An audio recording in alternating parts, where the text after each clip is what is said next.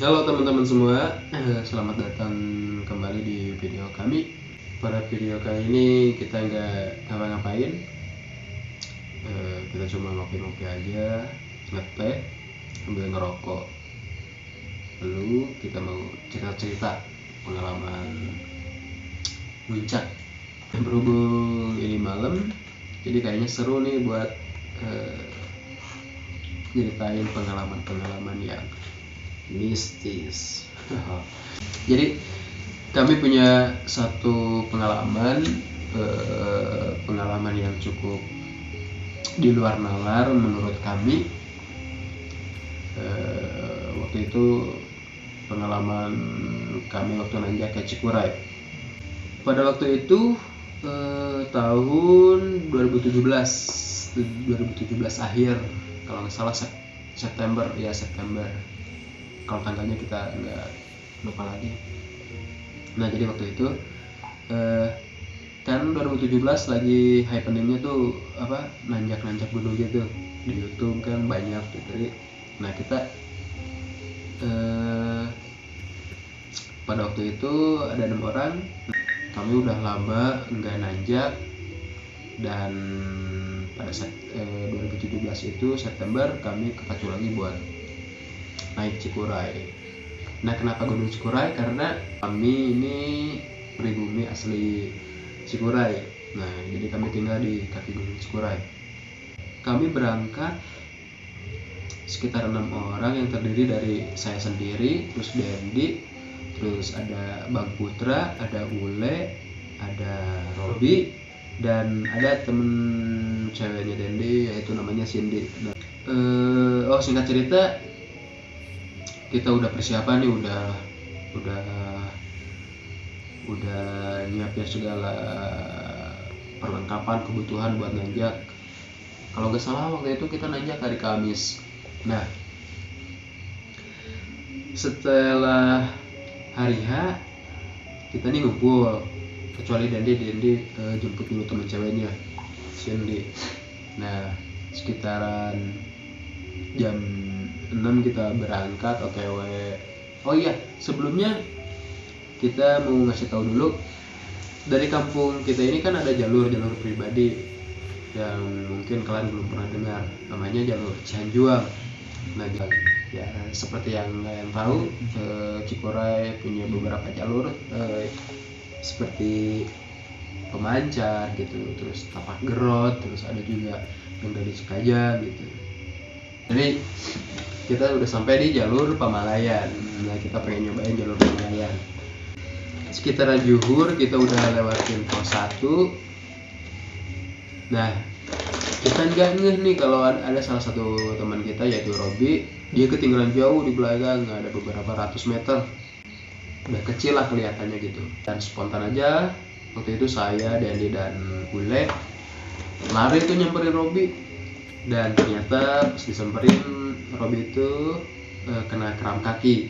Karena salahnya pada waktu itu Robi pakai celana jeans yang ketat, atau istilah katanya celana pensil. Nah itu dia salahnya. Dan buat pembelajaran juga buat kita, kalau ke gunung itu harus benar-benar pakai outfit yang benar. Singkat cerita, Robi di situ udah mulai drop, dan untungnya ada Ule sih yang sigap dan benar-benar bisa diandelin. Dia juga bisa pijit, benar-benar kepake tuh Ule. Nah singkat cerita, Robi itu bisa jalan lagi, cuman dia nggak bisa bawa berat, makanya tasnya itu kami bawa gantian sama yang lain gitu. Sekitaran pukul 1 kita udah sampai di perbatasan antara kebun sama hutan. Nah cuman berhubung nggak bawa air ya, salahnya kita itu karena awam dengan jalurnya, jadi kita nggak tahu. Makanya kami putusin buat rehat di salah satu gubuk. Terus kami di situ ninggalin temen ceweknya Dendi, Cindy, sama Robi berdua. Nah dan kita berempat mutusin buat nyari sumber air. Jadi kita cukup jauh tuh dari gubuk ke nyari sumber air. yang cukup jauh, lumayan ada sekitar 500 meter pada waktu itu. Jadi kita nemuin ada selang air. Nah, pas udah nemuin kita ngisi air terus balik lagi ke gubuk. Tapi pas udah sampai di gubuk, Nah, di sini baru insidennya. di sini benar-benar ada sesuatu yang cukup Ganjal gitu. cukup Ganjil. kaget, Iya, cukup kaget. Jadi pas kami sampai di gubuk, posisinya tuh temennya Dende yang cewek itu Cindy lah. Ya. Pas kami sampai, Cindy udah nangis histeris. Tapi Robby nggak sadar, dia ketiduran saking sampainya. Nah di situ si Cindy udah di posisi nangis, ketakutan gitulah. Pas kita tanya, katanya pas kami berempat lagi nyari air, terus Cindy sama Robby di situ lagi tidur katanya.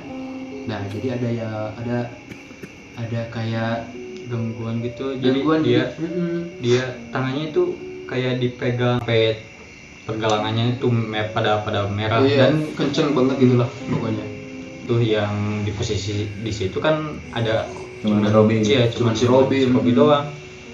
Posisinya lagi tidur kan dia. Cuman si Robby pas ditanya, dia tuh lagi tidur, dia nggak tahu apa-apa pokoknya. apa-apa. Dia juga nggak tahu kalau Cindy nangis gitu. Cindy makin histeris, bahkan dia sempat pingsan Iya. beberapa menit. Tapi untungnya di situ kita bawa teman yaitu Putra. Dia itu lebih tua dari kami semua, jadi dan kebetulan dia juga punya kelebihan. Ya kalian ngerti lah maksudnya.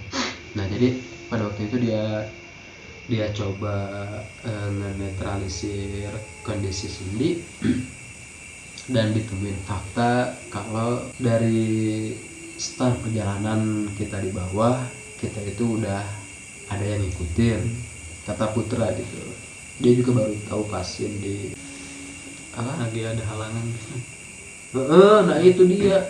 Jadi katanya pas nanjak itu Cindy lagi ada datang bulan gitu.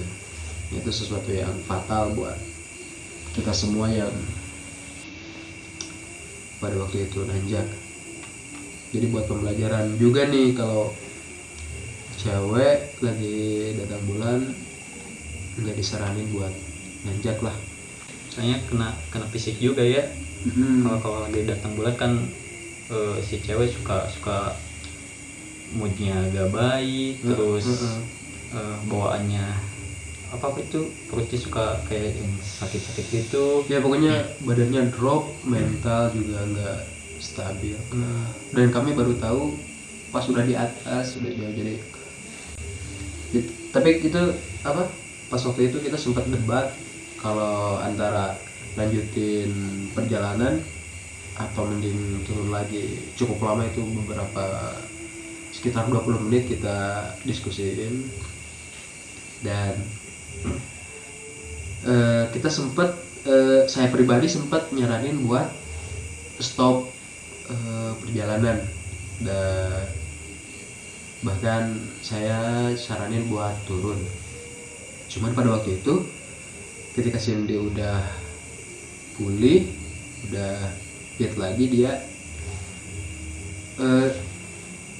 dia justru kayak yang pengen nerusin. Iya, dia yang lebih bersemangat buat lanjutin perjalanan dan sempat minta maaf ke teman-teman. Tapi setelah kejadian itu dia justru lebih semangat lagi buat nerusin perjalanan, mungkin karena nggak mau ngecewain kita semua. Nah jadi hasil akhirnya kita lanjutin lagi perjalanan. Sekitaran asar kita udah masuk ke hutan. Iya, ke hutan. Cuma waktu itu hujan kan? Enggak hujan. Itu apa, kabut. Oh iya, Kabut. Nah, sempat di tengah hutan itu entah di pos berapa, pokoknya kita nggak ngeh ke pos. Kita sempat ke papasan sama pendaki dari Bandung. ya beberapa orang lumayan banyak, dan mereka jalan duluan di ngelewatin kita. Nah sekitaran jam 5 sore, udah sore itu, perjalanan semakin kacau karena ada beberapa keluhan dari kami, termasuk Robi itu yang awalnya kram, dia benar-benar nggak kuat. Nah jadi sekitaran sore, sekitaran jam 5 kita udah semakin naik ke atas, dan itu udah lumayan gelap. Dan di situ PC kami sudah lumayan drop banget karena 4 dari kita harus gantian carrier, karena teman kita yang Robi itu yang kram tadi itu udah benar-benar lemah banget lah. Beberapa kali dia istirahat, tidur di jalur, cukup memperlambat perjalanan lah.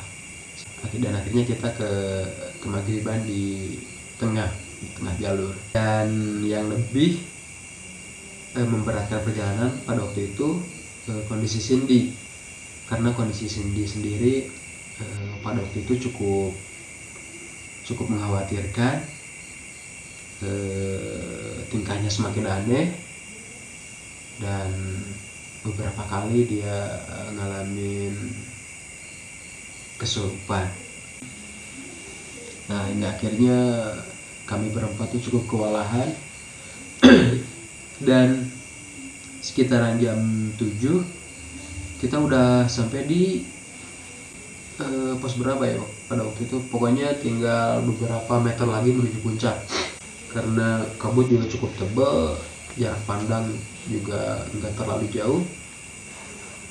Kabut benar-benar tebal, makanya Cindy kedinginan dan hampir kena gejala hipo. Dan mau tidak mau kami berempat bergantian ngebopong Cindy menuju puncak dengan trek yang cukup ekstrim, cukup sulit lah. Ya mungkin kalian tahu lah kalau pernah pakai jalur Pamalayan. Sampai akhirnya sekitar pukul 8 akhirnya kami sampai di puncak. Dan di puncak itu benar-benar kosong, nggak ada siapa-siapa ya, nggak ada siapa-siapa kecuali ada dari Bandung. Yang di Bandung.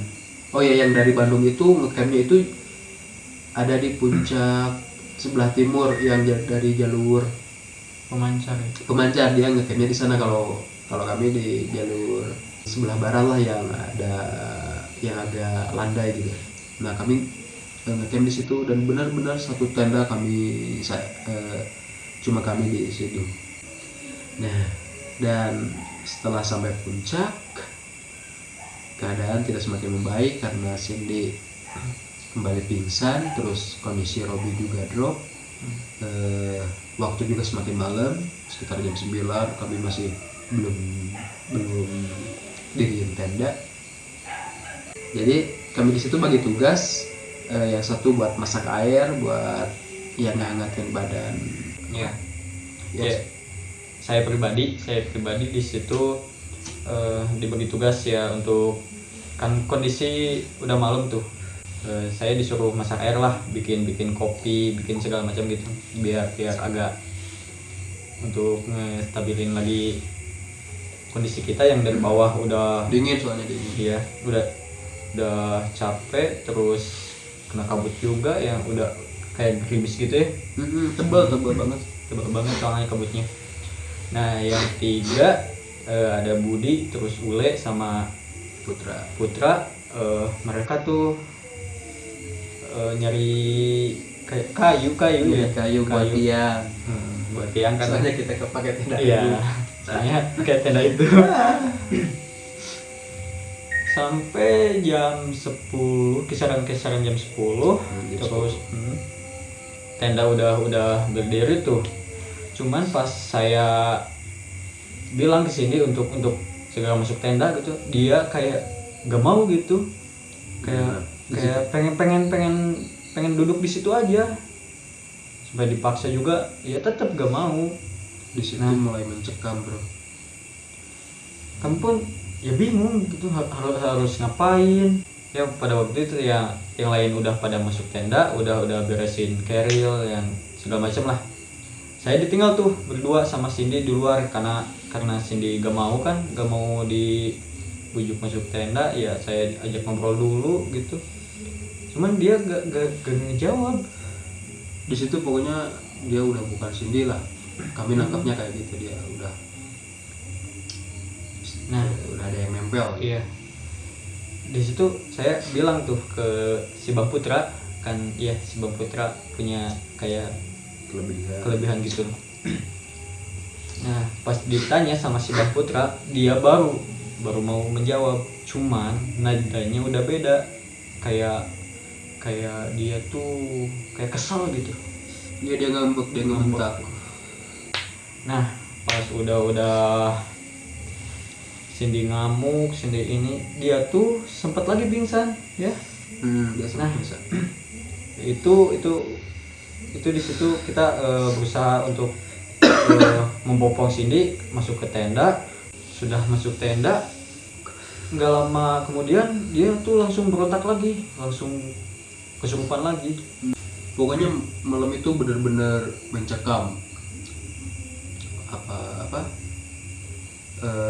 Mana kami cuma satu tenda doang gitu di situ, makanya benar-benar mencekam. Posisi Cindy ngamuk-ngamuk terus sampai beberapa jam, itu nyampe dini hari lah.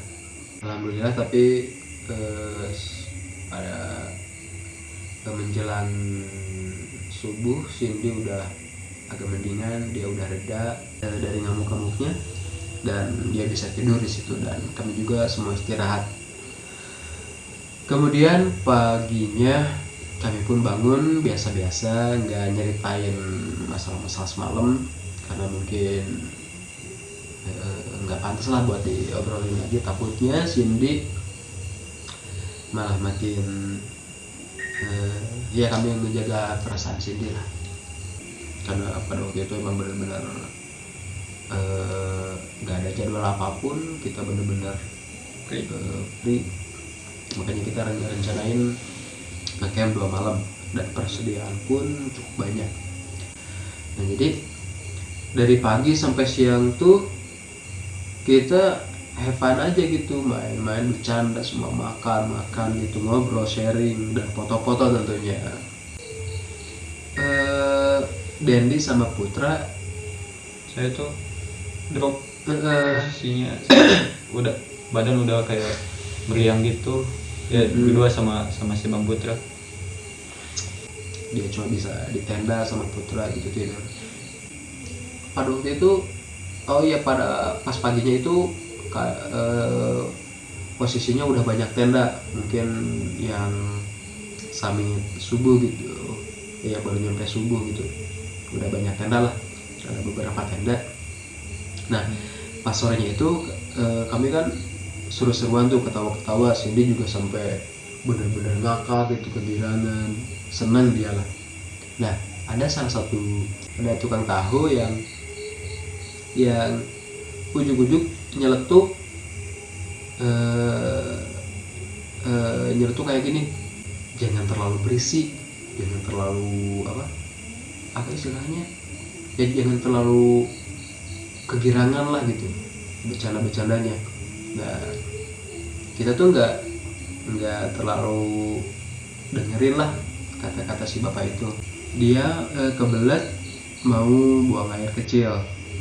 Nah cuman berhubung dia malu, mungkin dia nyari tempat buat buang air kecil. Tapi pada waktu itu Dendi karena drop, dia nggak bisa ngejagain gitu buat jaga-jaga. Dia Dendi nyuruh Budi. Dendi nyuruh saya buat ngikutin Cindy buat jagain lah gitu. Tapi di situ udah mulai ada keanehan di Cindy. Udah ngira nih kalau ini udah bukan Cindy lagi. Makanya waktu itu saya panggil Robi. Saya nyuruh Robi buat ngasih tahu kalau Cindy udah nggak kekontrol lagi. Singkat cerita saya pun ngikutin Cindy terus ke bawah, dan Robby manggil anak-anak. Pada waktu itu Cindy cuma ngeluarin satu kata ke saya waktu itu, jangan ikutin. Di situ saya benar-benar udah bingung, udah panik lah ngelihat Cindy kayak gitu.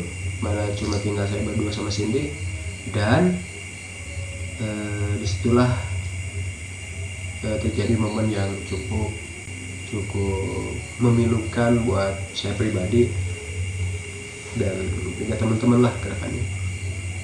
Nah jadi di situ karena Cindy udah kekontrol, dan karena tadinya saya ngejaga jarak dari Cindy itu cukup jauh ya, ada sekitaran 30 meter. Saya ngikutin dari belakang Cindy karena saya ngira Cindy emang mau buang air, jadi saya jaga jarak sekitar 30 meter kurang lebih. Nah di pas dia berhenti saya pun berhenti, pas dia maju saya juga maju. Nah Cindy diam pas dekat tebing. Awalnya saya kira dia itu mau berhenti, itu mau nyari semak buat buang air kecil, dan saya pun cuma bisa diem nungguin. Tapi ternyata saya benar-benar kaget karena Cindy bukan mau buang air kecil, tapi dia perlahan jalan ke arah tebing. Dia sempat nengok ke belakang. Insting saya udah ngerasa gak bener nih. Saya pun spontan lari dari jarak 30 meter ke arah Cindy. Sambil lari saya udah lihat Cindy itu udah ngelangkain kakinya ke arah tebing itu. Pada waktu itu saya bener-bener lari sekenceng-kencengnya, secepat-cepatnya buat narik badan Cindy. Pas saya berhasil ngerangkul badannya buat ditarik lagi ke belakang. Cuman pada waktu itu karena posisinya udah bukan Cindy, saya sempat bersih tegang tuh sama Cindy. Dia bener-bener kekeh mau loncat ke tebing itu, tapi saya juga sekuat tenaga buat narik badan dia. Dan kita mah pas waktu itu bukannya kondisinya hujan tuh? belum hujan waktu itu. Pas lagi tarik-tarikan kan, nah pokoknya tegang banget lah posisi dia mau loncat, terus gue tarik kayak gini. Gue juga sambil ke bawah emosi karena Cindy udah bukan Cindy lagi, dia itu benar-benar kuat, benar-benar sambil ngeluarin kata-kata yang gak pantas lah buat cewek. Nah di situ gue teriakin temen-temen tuh, teriakin si Robby. Gue teriakin si Robby gitu. Yang lu nyuruh buat manggil kita gitu. Bener-bener serak tuh, bener-bener serak sampai serak. Gue teriak-teriak gitu sambil narik ini. Nah dan yang bikin momen itu begitu dramatis, pas gue tarik-tarik itu turunlah hujan yang bener-bener gede tuh hujan. Bayangin posisi lagi narik-narik orang yang lagi kesurupan, meskipun cewek, orang kesurupan itu benar-benar kuat, sekuat tenaga sambil benar-benar emosi sambil diguyur hujan. Itu benar-benar momen yang sangat memilukan, menegangkan, dan epic banget. Jadi ada sekitar 15 menit saya tarik-tarikan tuh sama badan Cindy. Akhirnya dari atas sana datanglah si Ule pertama tuh. Si Ule pertama, dia pas lihat saya lagi narik-narik di bawah tebing tuh, si Ule sempat bener-bener kaget dan langsung lari ke arah saya dan bantuin saya buat narik Cindy. Dan alhamdulillah pada waktu itu Cindy berhasil ditarik, meskipun masih kesurupan, dia terus ngamuk di sana. Hingga akhirnya Cindy pun karena mungkin lemes, dia pun pingsan di situ. Posisi kami cukup jauh ke tenda, kita harus ngulang lagi ke atas gitu, jalan lagi ke atas. Saya berdua sama Ule ngebawa Cindy, gantian di gendong gitu, gendong Cindy yang lagi pingsan gantian kami. Nah, saya sama Ule bawa Cindy gitu sambil hujan gede, trek juga jadi licin gitu. Wah, pokoknya itu benar-benar momen yang cukup sedih bagi saya pribadi, karena itu antara hidup dan mati lah, menyambut sebuah nyawa juga. menyangkut sebuah nyawa, apalagi itu cewek gitu, anaknya orang, dan posisinya juga saya baru kenal gitu, makanya benar-benar itu tanggung jawab yang sangat besar lah. Semua orang panik, dan bahkan tanda-tanda sebelah gitu juga ikut merasakan kepanikan yang kita alami waktu itu. Cindy kembali kesurupan, dan pada waktu benar-benar menjadi malam yang cukup mencekam karena Cindy kesurupan cukup lama. Bayangin dari maghrib sampai jam 12 malam dia kesurupan, dan itu membuat geger di puncak Cikuray waktu itu, cukup mendegangkan, semua orang panik, apalagi ya pokoknya kita semua panik di situ. Ada salah satu rombongan dari Banten yang ngelihat kondisi di tenda kami, ngelihat Cindy dalam kondisi seperti itu, dan kebetulan dia itu orang yang cukup ahli dalam bidang seperti itu, dan alhamdulillah berkat bantuan beliau akhirnya Cindy benar-benar udah membaik dan semakin membaik, dan sekitaran jam 1 kami semua lega dan bisa beristirahat. Singkat cerita, besok paginya pun kami semua kemas-kemas barang buat pulang, dan kami nggak pernah lupain bahwa 2 malam sebelumnya adalah malam yang cukup memorable buat kami semua, karena itu benar-benar pengalaman sangat menyedihkan, dan di situ kami benar-benar bisa dibilang kapok. Dan itulah pengalaman mistis kami saat mendaki, dan ada beberapa poin yang bisa kita ambil hikmahnya untuk mendaki. Jadi yang pertama itu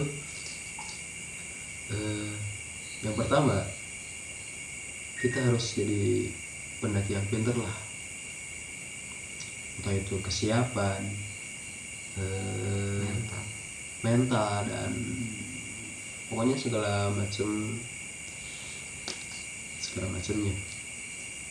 Dan yang kedua, jangan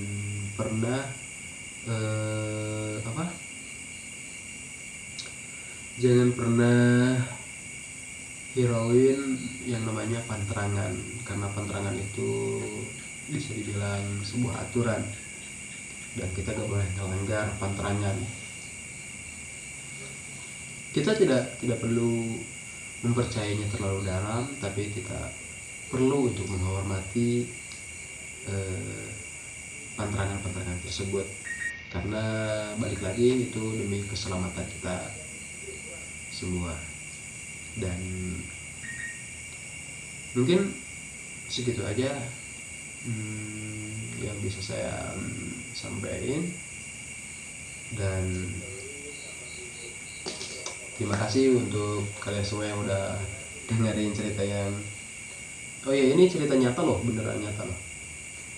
Jadi terima kasih kalian udah dengerin cerita pengalaman kami, dan Jangan lupa untuk like, comment, share, dan juga subscribe. Dan jika kalian punya pengalaman mistis kayak kami, mungkin kalian bisa berbagi ceritanya di kolom komentar.